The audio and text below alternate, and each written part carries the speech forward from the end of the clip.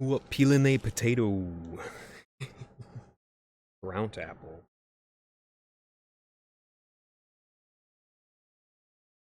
So when I drive, not only does my gas mileage love me, my transmission loves me, and I also like to play a little game where I dodge all the reflectors, like a horse dodging cones in dressage. And if I hear a toot toot when I'm crossing over the lanes, that means that I have failed my task and 1 point is deducted from my total score of that drive. I could probably be a limo driver. You know, some people are like accelerating up to the light. Oh gosh, they gotta get there so quickly, and it's a red light. You know, and then they gotta accelerate more, and then I gotta brake some more, and then I gotta accelerate more, and then I gotta brake some more. Now, it might seem to some of you that I'm driving slow. I'm not. Not at all. In between 5 miles under and 5 miles over is usually where I'm at. And I just use my better judgment. I think ahead, I look ahead. And then I don't worry about, oh gosh, this person behind me is riding me. They must really have a place they need to go. Well, if they wanted to get there on time, they should have left with an appropriate amount of time. It's not my problem. You follow me, you tailgate me, your transmission's gonna have a great time. The gas mileage will be going up miles per gallon. Just saying. As I said, I could probably be a limousine driver. People would be drinking champagne in the back of my car without any sort of issues. You know, I don't hit anything on the road. I don't have to worry about hyper acceleration and then, oh, the brakes. Nope. My brakes love me. My transmission loves me.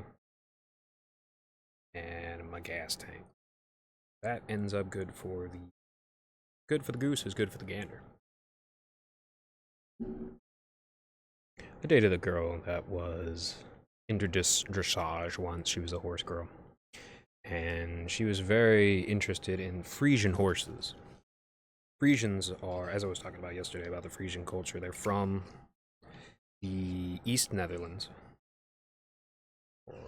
Yeah, East Netherlands. And they have these beautiful black horses with feathers on their, around their hooves. And they are insanely expensive. They're medium-sized horses, but they're very, very beautiful. I wanted to get one of those for her. Oh well. Don't really have much space for horns. Money, more problems, but having a horse, that's pretty cool. You need insurance, Goyim. But first you have to kill your trees. Who cares if they hold the ground together? Now you have to replace your roof every 5 years. I don't care if it's expensive. Do it or else. Good. Now you know how inflation is, so we're going to have to raise the prices. Don't worry, it's for your own good. Oh, something happens? Oh, we can't cover you. There's been a lapse in policy. Sorry. Yeah.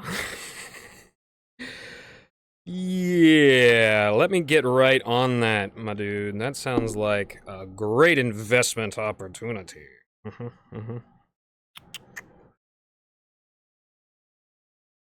Crazy how there's a group of people that makes people in our country homeless and then convinces us through our media and propaganda tools to despise the poor and the weak and blame everything on these literal toolless homeless people.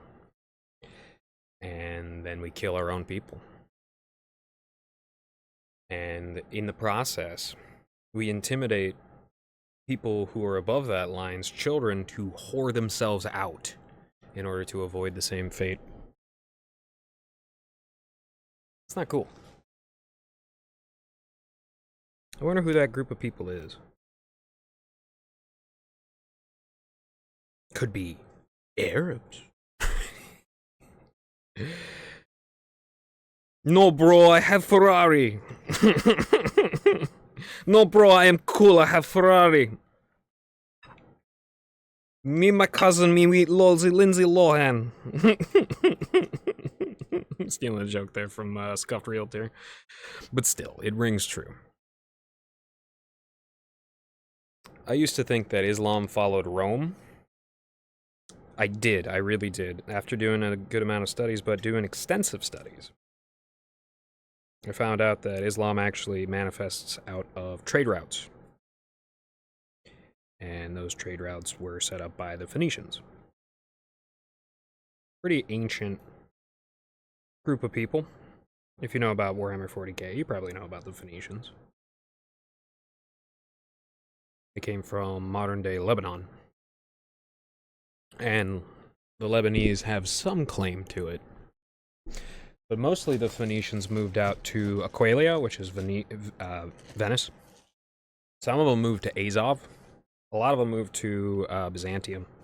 Tons and tons of them moved to Granada in the southernmost part of Spain, and Tunisia, and Ibiza, and Sardinia, and they formed Carthage, you see. And in Rome, there are two factions. The Christians and the pagans. And the pagans were big on pederasty. And when the pagans, the pagan of Rome, who did horrible things like crucified dogs, they're very, very terrible people. When they managed to blend into the Christians, you get a long-term, long historical contingent for terrible things happening. But in general, Christianity illegalized pederasty.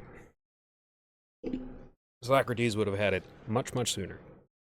But they killed him. That's how it goes. Good job, Athens. Terrible place. I hate Athens. Anybody who's like an Athens stan, but like ignores the rest of Greece, that's terrible. That's where their reputation for being homosexual pedophiles comes from, is specifically from Athens. Homosexuality wasn't actually practiced in most of Greece, and neither was pedophilia, but pederasty was practiced in Athens. In fact, Socrates, a victim, he... when he was younger, he was just like, oh, it's okay, it's okay. But when he was older, he's just like, you guys shouldn't be doing this. You guys shouldn't be, young kids, don't get gaslit into thinking that this is okay. It goes a lot to do with the same sort of shit that we're seeing in our own country with pornography. Thankfully, pornography is severely under attack, which is great, which is wonderful. Some of the worst people on the planet are fucking screaming as pornography becomes more and more illegalized. And they just, we'll see you in court! Yeah, alright. Hope someone caps you on the fucking way. A lot of people overhype conspiratorial vultures and undervalue the history around it. And therefore they don't know how to solve the problem, and they end up getting crazy about it. But if you look through the history, it's pretty easy to tell where the buttons and levers are, and how the gears mesh together, and which direction they turn. And the gears of justice, the wheels of justice, the gears of justice, however you want to conceptualize it, they turn slow but grind very fine. Keep that in mind. That's an eternal thing, and that is a higher thing than a lot of people conceptualize, and that's why our legal system has so much almost somewhat esoteric flavor to it. Did you know the most phonetic language is actually German? The Phoenician Canaanite language has no vowels in it, so it can't possibly be phonetic. It's just bullshit. Like a lot of Semitic languages, it's just... you know, fuck that, man. Anyone who called for Gaza to be turned into a parking lot is a lot more anti-Semitic than me, I'll say it that way, though. Like, for real, for real. I judge people based on their actions, not the color of their skin or what religion that they practice. Their actions, the fruits that their trees bear. For instance, everywhere that I've been around when I was young and now in my life has been somewhat beautiful. At least the immediate area has been taken care of. Gardens and farming and beauty at the same time, and good birds and, you know, a healthy respect for insects. That's my legacy. That's the legacy of my family. There's so many pirate fan fictions written by people in Florida. It's so funny. There's so many of them. There's so many of them. And that's like that's an entirely new well. I could be the next Brent Daniel if I just started narrating pirate fan fictions. I wouldn't want to cop his fit though, you know what I'm saying? But I'm sure he wouldn't mind because he's done written fan fictions anyways. It's just funny though.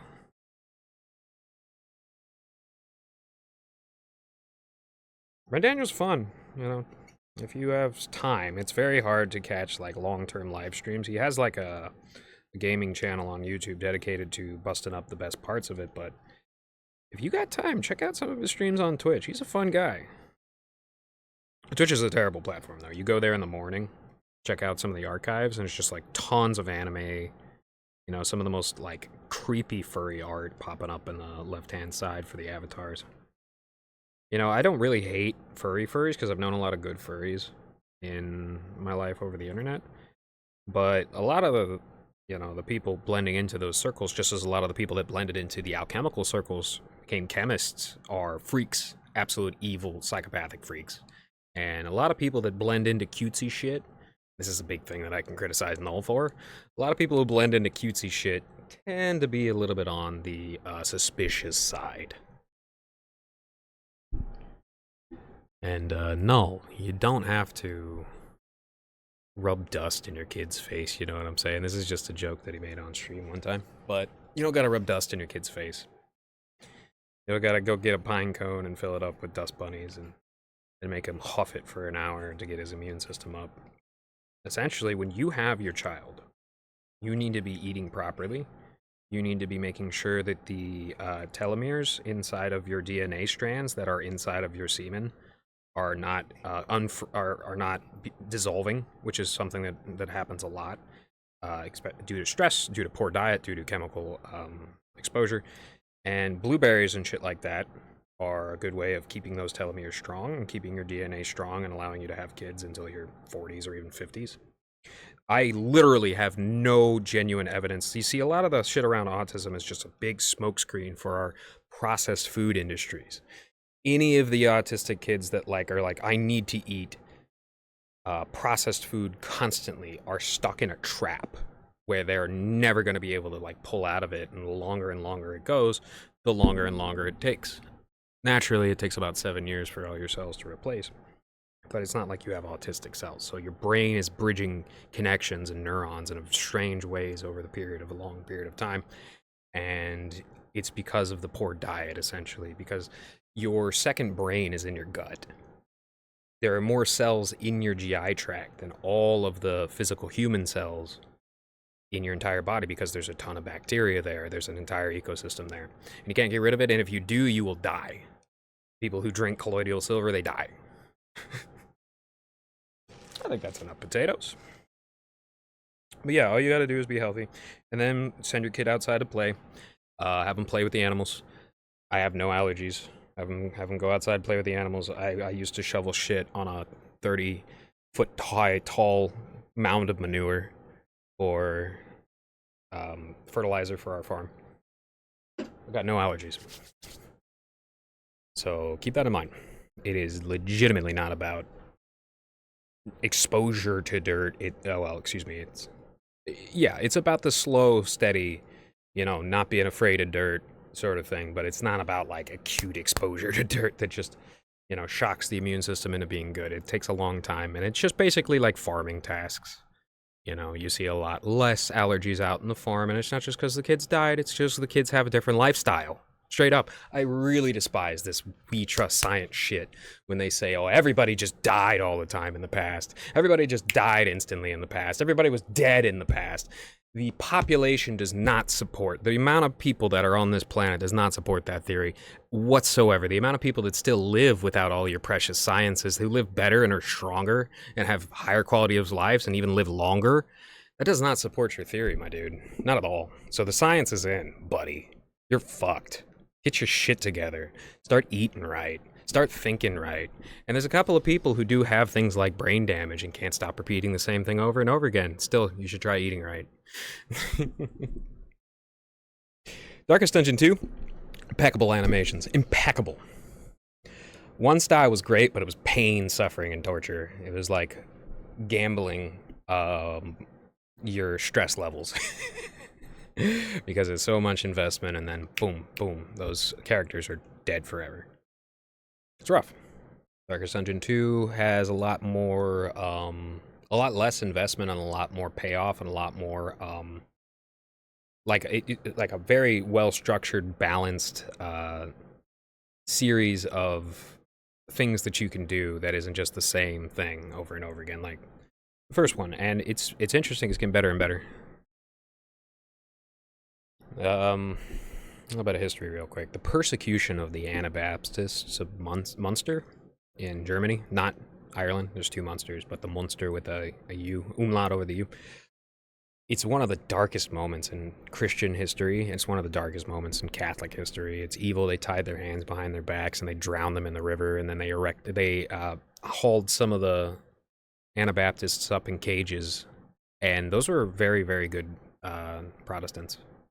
Very, very good Protestants. It's very sad what happened to them. Speaking of which, speaking about sadness and Christianity, how about Terry? How about Terry A. Davis? How about going back over the fact that motherfucker was bullied? People lied to him. People pretended to be one thing and they turned out to be another. This sick little shit, this Blue Spike shit, right? So we got Surf Shack Tito being cool and funny, and then you got Blue Spike being an absolute fucking faggot. Why? Because he's a little kid who's allowed to do whatever he wants. And he ruins things. And he's probably regretting that for the rest of his life if he didn't kill himself. Regrettable. All of it. Very regrettable. And then you got perfectly balanced Mr. Centrist, Liquid Chris, the doctor, showing that you can have disabilities because he had a shriveled arm he was born with. And he still managed to play guitar better than Chris. Very funny. Very awesome. Very cool. He still was kind of adjacent to the sectors. Although when he got himself involved in the Cyrax shit, sorry, man, that is a bad investment. Those people are fucking nuts. One of the worst of them being Music Biz Marty. That guy is a gigafag. One of the worst people in the entire sector, across the field, across the board. And it was real funny to start seeing him get his comeuppance, but I dropped out of the entire area before I got to really see it ramp up. That's fine. Not worried about it. But yeah. How about not allowing your community to repeat the same shit that killed the genius in Terry? And you can say, oh, he was schizophrenic. Don't you know anything about schizophrenics? You don't actually fucking know anything about schizophrenics. You don't actually fucking know. You don't actually know what causes it to get worse and worse. You don't know the people that make it better, that have figured shit out. You don't know anything about that, because you didn't bother making the fucking site about studying people's brains. Instead, you just want to fucking pick on the weak, pick up the carcasses of society already wringing its fucking neck into smithereens. Nah, man. That ain't right. But anyways, do what makes you happy. Don't worry about this fucking hustle culture. A lot of the people you see participating in hustle culture are fucking failures of people. They don't have any of the things that they need to actually be happy as they get older and older. And just as easy come, easy go. And a lot of them have gambling addictions, and they think it's super cute to pretend that they're making money when they're losing all the way. And then they'll scam other people by outsourcing their failures onto gullible people that'll fall for it. You do not want to be a hustler, my friend. You don't. Now, I'm really good at archery. I'm also excellent, unnaturally good at throwing axes. And I'm well practiced at throwing knives. All these things are useful because you don't always have a gun. I'm decent with rifles. I don't know much about pistols, but I can shoot one pretty accurately. And shotguns are the thing for me, essentially. But it's better to be able to fight with your hands, to throw an object accurately, and then you can get some training in at the range. But That's not going to keep you from getting killed if somebody really, really wants to kill you. The essence of safety is not doing the wrong thing, right? And sometimes you will cross people that will want to hurt you, but if for no reason and because you're doing the right thing, but if those people are operating in that way, they probably made so many enemies, they're not focused. So I wouldn't worry about them. I wouldn't worry about them at all. You know, there are book-smaxing Christians, and then there's prophecy-cell Christians. And both are good. Both are necessary. You got the intuitive side, you got the mechanical side. It's excellent. You need that synthesis. That's part of the Christian faith. That's what built it into what it is. And it's very important. But there's nothing less samurai core than a rice rocket, which really pisses me off about a lot of these people who think they're still samurais. They're not. They're faggots. And this sort of behavior that they exhibit, this indiscriminate, annoying behavior, it's unzen. And it's akin spiritually to a horde of locusts, and they just flood into any IKEA wood hovels being erected and start their fucking bullshit little game on their cheap little motorcycles. It's real annoying, you know. If it's your only vehicle, you literally can't do anything but swipe a credit card, right? So you can either be super annoying and have like a truck on the side that actually does haul stuff around, be able to transport your family, be able to transport goods, or you literally just turn into a leech, a parasite, one of the people that, at your best, you're one of the people that are encouraging society to own nothing and be happy. That's your best. That's your best. That's your fucking concrete ceiling. And at your worst, you no family, no items, no riz, annoying as fuck, dangerous vehicle, and that shit's probably going to break very, very quickly because they're very, very cheap. And sloppy, you know, you get an expensive one, you know, that's cool. You don't gotta drive it fast.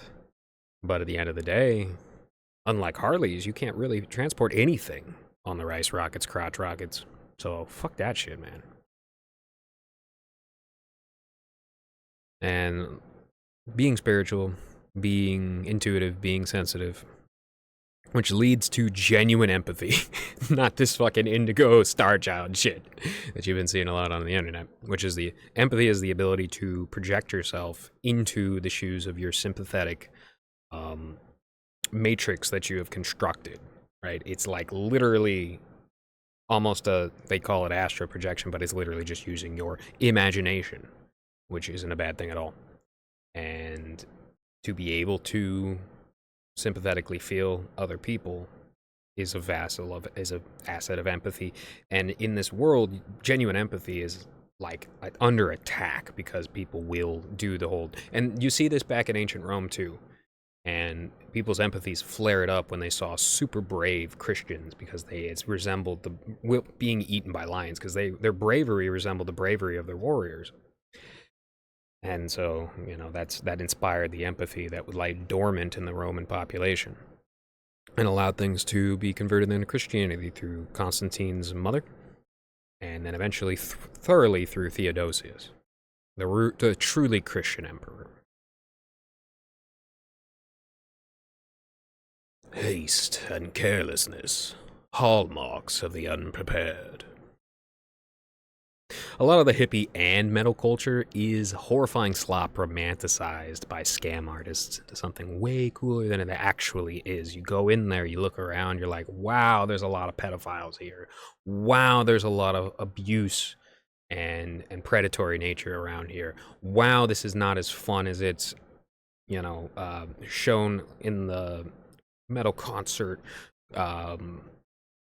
advertisements, or like all the rumors around what it meant to be a hippie and Woodstock and shit like that. Woodstock 99 is real Woodstock, you know. It's just slop. And there are some real cool people that they managed to put up on stage, like Jimi Hendrix.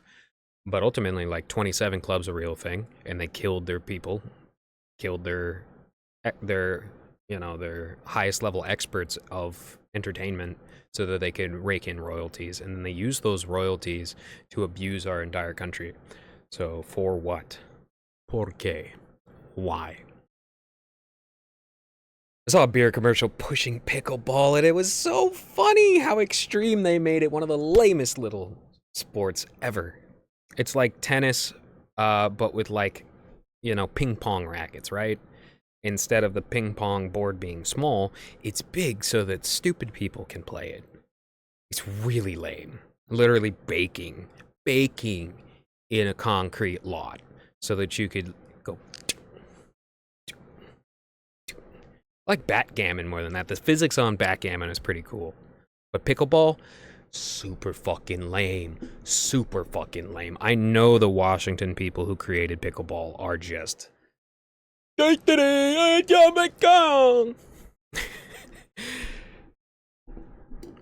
Tips for growing things. Start in the pot so you can get familiar with how the type of plant responds to your environment. Then you'll find out where it can go in the soil.